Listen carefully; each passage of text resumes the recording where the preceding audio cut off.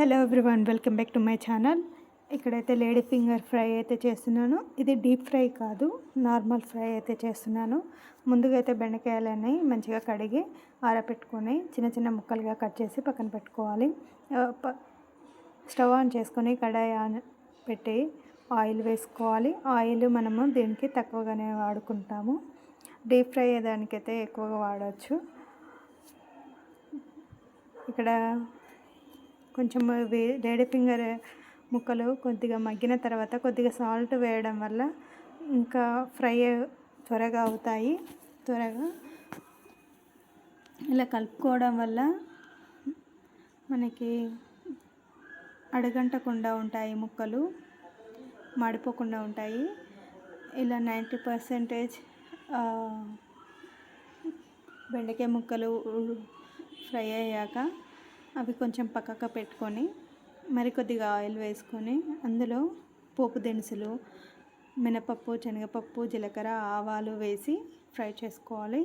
దాంతోపాటు కరివేపాకు, ఆనియన్ కూడా వేసి మంచిగా కలుపుకోవాలి. ఈ ఆనియన్ అనేది ఎక్కువ ఫ్రై కానవసరం లేదు, కొంచెం కచ్చపచ్చగా ఉంటేనే బాగుంటుంది ఈ ఫ్రైలోకి. ఇలా బాగా కలుపుకున్న తర్వాత కొద్దిగా పసుపు వేసుకోవాలి. పసుపు, జింజర్ గార్లిక్ పేస్ట్ వేసుకొని కలుపుకోవాలి. ఇలా అంతా కలిసేలాగా కలుపుకొని ఉప్పు, కారం ఇవన్నీ వేసుకొని కలుపుకోవాలి.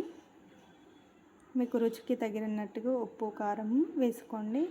అలాగే గరం మసాలా, జీలకర్ర మెంతుల పొడి, ధనియాల పొడి, ఇలా కొద్దిగా మసాలాలు అయితే వేసుకొని మంచిగా ఫ్రై చేసుకోవాలి.